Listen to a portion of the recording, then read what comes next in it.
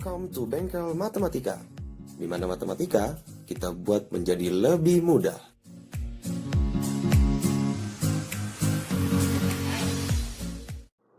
Oke, video saya kali ini saya akan menjelaskan tentang jumlah dan hasil kali akar-akar persamaan kuadrat.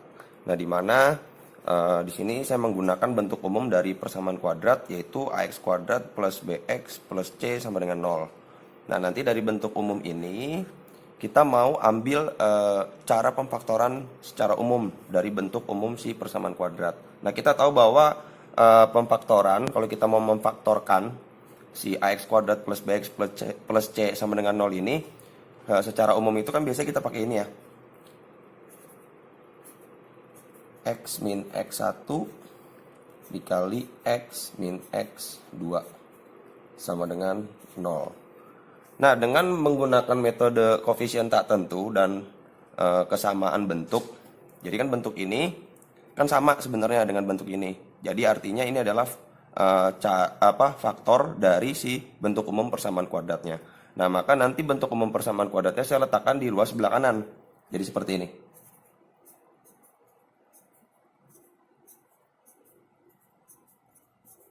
Sama dengan ax kuadrat plus bx plus c. Nah, untuk yang ruas sebelah kiri, ini saya mau jabarkan dengan menggunakan perkalian secara aljabar. Supaya nanti setelah kita jabarkan, nanti kita akan menggunakan metode koefisien tak tentu itu dengan menyamakan bentuk dari ruas sebelah kiri ke ruas sebelah kanan. Nah, ini jadi saya jabarin dulu. Jadi kita kalikan secara aljabar. Jadi a dikali, saya bikin dalam kurung ya, karena a-nya ini untuk semua. X dikali x itu adalah x kuadrat. X dikali min x2 adalah x2. Mau ditulis x2 atau x2x sama saja ya. Karena dalam perkalian kan misalnya dibolak-balik itu nggak jadi masalah. Nah, untuk yang x ini sudah. Sekarang yang x1 min x1 kita kalikan dengan x. Itu hasilnya adalah min x1. X1 kita kalikan dengan x2 jadinya adalah plus x1 x2. Ini sama dengan ax kuadrat plus bx plus c. Nah, di sini kan ada bentuk yang sama-sama punya x. Kita sekarang fokus ke ruas yang sebelah kiri, ya. Kita lihat ada bentuk yang sama-sama punya x atau yang memiliki variabel x. Nah, untuk x2 dan x1 ini dia itu kita anggap sebagai akar-akarnya. Jadi kita fokus ke x-nya saja yang tidak punya, yang bukan x1 atau x2. Nah, ini kan dia punya x, ini juga punya x ya. Sehingga nih kita bisa menggunakan manipulasi aljabar. Jadi kita gabung aja si x2 min x1 ini kita gabung. Jadinya kalau saya sederhanakan jadi seperti ini. Jadi x kuadrat, karena sama-sama punya min, jadi saya tulis min. Minnya saya keluarkan. Dikali dengan, karena saya mau bikin berurutan, jadi saya bikin x1-nya dulu. Jadi x1 plus x2. Nah, di luar kurungnya adalah x. Jadi kalau misalnya min dikali ini, min dikali x1 jadinya min x1 dikali x, jadinya kan min x1. Nah, jadi bentuk ini, bentuk yang bawah ini sebenarnya sama dengan bentuk yang di atas, gitu ya. Ini namanya adalah manipulasi aljabar atau biasa kita sebutnya adalah cara menyederhanakan, gitu ya. Jadi plus x2 sama dengan ax kuadrat plus bx plus c. Nah, si a ini kan punya semua ya. Punya semua yang ada di dalam kurung ini. Nah, ini sekarang kita kalikan si a-nya satu persatu. Kita kalikan a dengan ax kuadrat, jadinya adalah ax kuadrat. A kita kalikan dengan min x1 plus x2x, jadinya adalah min ax. Nah, ini x jadi saya pindahin ke depan. x1 plus x2 plus a x1 x2 sama dengan ax kuadrat plus bx plus c. Nah, kalau sudah seperti ini baru kita menggunakan metode koefisien tak tentu. Artinya apa?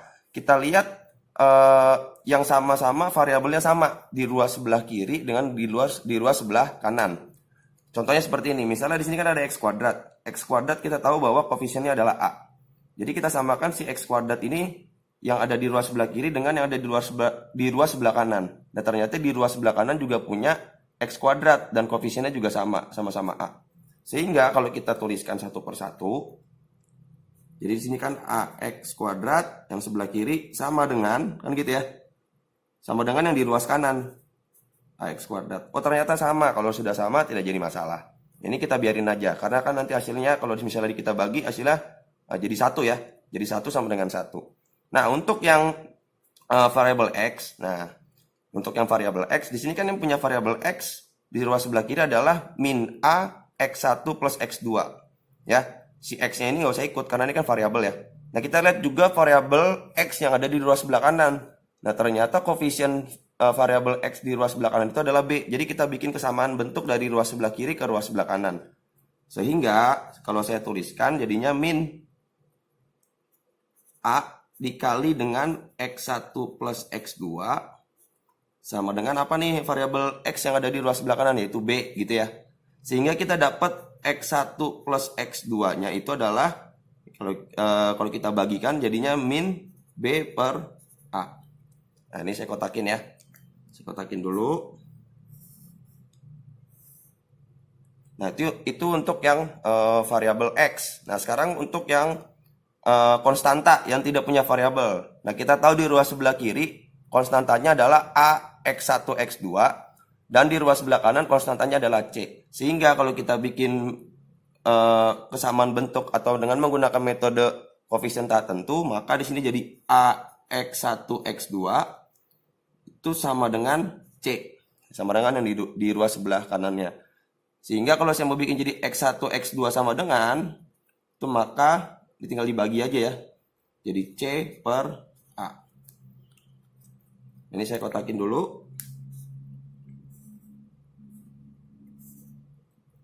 Nah inilah untuk jumlah akar-akar persamaan kuadrat yang X1 plus X2.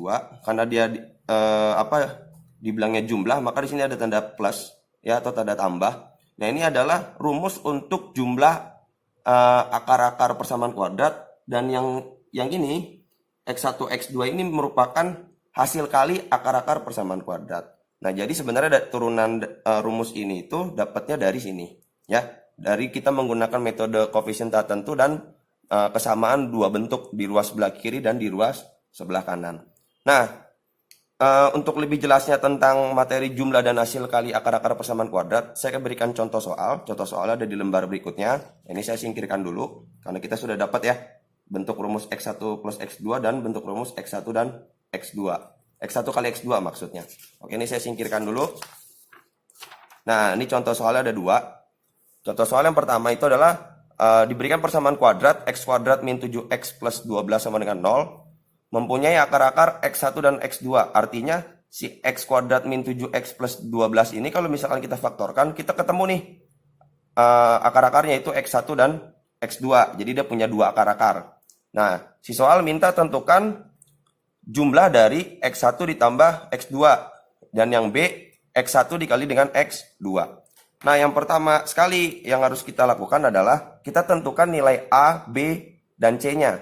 Nah, jadi kan persamaan kuadrat ini kan kalau bentuk umumnya seperti di lembar yang sebelumnya tadi ya, bentuk umum persamaan kuadrat itu kan adalah AX kuadrat plus BX plus C sama dengan 0. Nah, jadi dari bentuk persamaan kuadrat ini kita tentukan dulu nilai A, B, dan C-nya. Nah, biasanya nilai A, B, dan C itu disebut unsur-unsur dari persamaan kuadrat. Jadi kalau saya tuliskan kembali persamaan kuadratnya, X kuadrat min 7X plus 12 sama dengan 0. Berarti kita punya nilai A. A itu adalah koefisien dari X kuadratnya. Koefisien dari X kuadratnya kita tahu adalah 1. Makanya dia nggak ditulis ya. Jadi nilai A-nya itu 1. Lalu nilai B-nya itu adalah koefisien dari si X-nya. Koefisien dari si X-nya itu adalah min 7. Jadi B-nya min 7. Dan C-nya adalah konstantanya. Konstanta dari persamaan kuadrat ini adalah 12. Kalau misalkan kita sudah ketemu nilai A, B, dan C, atau kita sudah menjabarkan unsur-unsur dari persamaan kuadrat yang diberikan, maka kita bisa mencari hasil jumlah dan hasil kali si akar-akar itu. Jadi untuk jawaban yang A, karena dia minta X1 plus X2, maka rumusnya sudah kita temukan tadi di lembar sebelumnya, bahwa rumus X1 ditambah X2 itu adalah min B per A.